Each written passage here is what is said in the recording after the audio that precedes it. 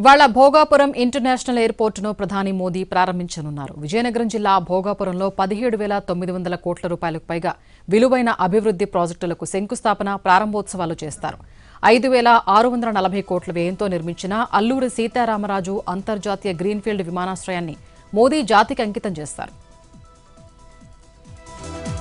ప్రధాని మోదీకి నభూతో అన్న స్థాయిలో గ్రాండ్ వెల్కమ్ చెప్పేందుకు రెడీ చేశారు. దాదాపు 3 గంటల పాటు భోగాపురం పర్యటనలో ప్రధాని ఉండబోతున్నారు. ఉదయం 10:45 ప్రత్యేక విమానంలో ఢిల్లీ నుంచి భోగాపురం అంతర్జాతీయ విమానాశ్రయానికి పీఎం చేరుకుంటారు. 5 నిమిషాల పాటు సీఎం, గవర్నర్, కేంద్ర రాష్ట్ర మంత్రుల స్వాగతం ఉంటుంది. 10:55కు ప్రయాణికుల టెర్మినల్ భవనానికి చేరుకుంటారు. ఇక్కడ 200 మంది విద్యార్థులు కూచిపూడి నృత్యంతో ఘన స్వాగతం పలుకుతారు. 15 నిమిషాల పాటు ఎయిర్పోర్టు నిర్మాణ పనుల్ని పరిశీలిస్తారు ప్రధాని. ఆ తర్వాత ఓపెన్ టాప్ జీప్లో బహిరంగ సభా వేదికకు చేరుకుంటారు. 11:30 నుంచి 12:55 వరకు విమానాశ్రయ ప్రారంభోత్సవం, శిలాఫలక ఆవిష్కరణ జరుగుతుంది.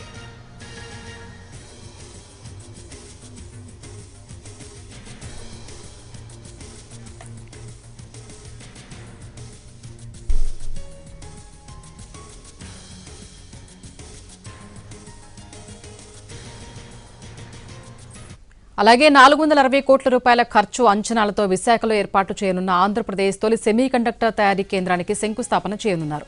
విశాఖ సెమీకండక్టర్ ప్లాంట్లో ఏడాదికి 9,60,00,000 సెమీకండక్టర్ చిప్లు తయారు కానున్నాయి. 5,550 కోట్లతో ఏర్పాటు చేస్తున్న కర్నూలు ఐవీ పునరుత్పాదక ఇంధన జోన్ విద్యుత్ ప్రసార వ్యవస్థ ప్రాజెక్టుకు శంకుస్థాపన చేస్తారు. Kurnool, Anantapur solar wind energy జోన్లకు సంబంధించిన ప్రాజెక్టుల్ని ప్రారంభిస్తారు. ఇందులో ఒక ట్రాన్స్మిషన్ ప్రాజెక్టుకు 3,550 కోట్లు, మరో ప్రాజెక్టుకు 820 కోట్లు ఖర్చు చేశారు. 1880 కోట్లకు పైగా విలువైన జాతీయ రహదారి ప్రాజెక్టులకు ప్రారంభోత్సవం, శంకుస్థాపన చేస్తారు. ఈ రహదారి ప్రాజెక్టులతో విజయవాడలో ట్రాఫిక్ రద్దీ తగ్గనుంది. విశాఖ, హైదరాబాద్ ప్రయాణ సమయం తగ్గనుంది.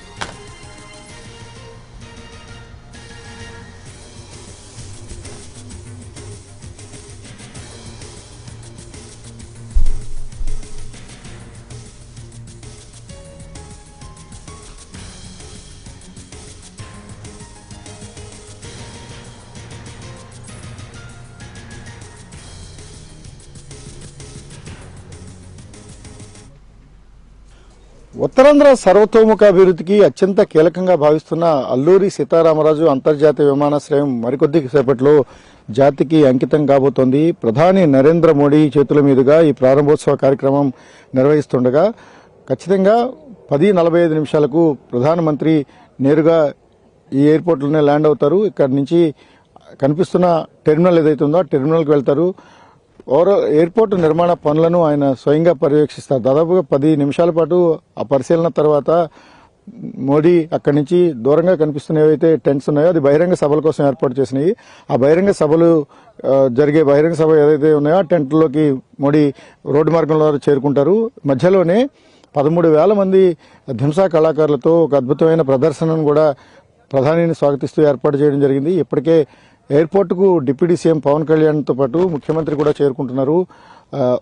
నేరుగా ముఖ్యమంత్రి, డిప్యూటీ సీఎం, అలాగే ఆంధ్రప్రదేశ్ గవర్నర్లు ప్రధానమంత్రికి స్వాగతం పలుకుతారు. ప్రధాని స్వాగత కార్యక్రమం అయిన తర్వాత అక్కడి నుంచి సభాస్థలికి చేరుకుంటారు.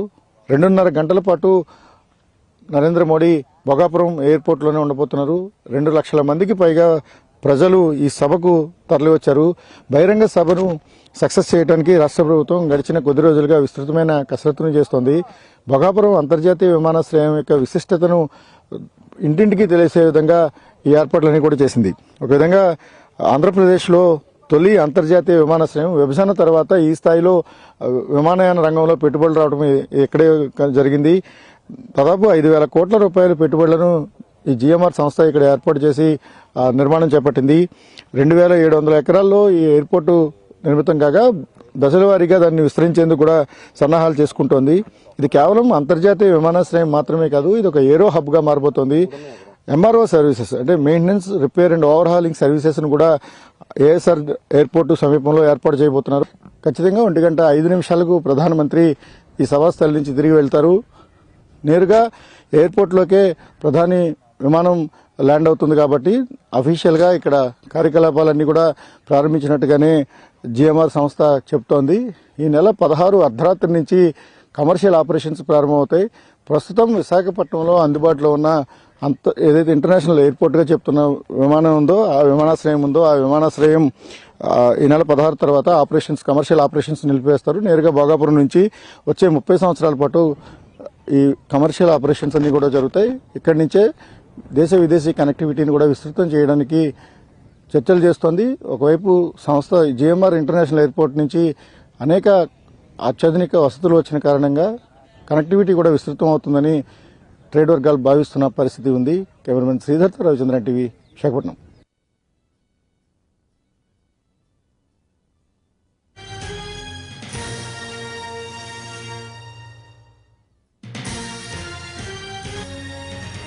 హింసా నృత్యం Guinness Book of World Records లో నమోదైంది. భోగాపురం ఇంటర్నేషనల్ ఎయిర్పోర్టు ప్రారంభోత్సవం సందర్భంగా ఏపీ ప్రభుత్వం ఎంతో ప్రతిష్టాత్మకంగా 13,000 మంది గిరిజన బాలికలు, కళాకారులు, మహిళలతో థింసా నృత్య ప్రదర్శనను నిర్వహించింది.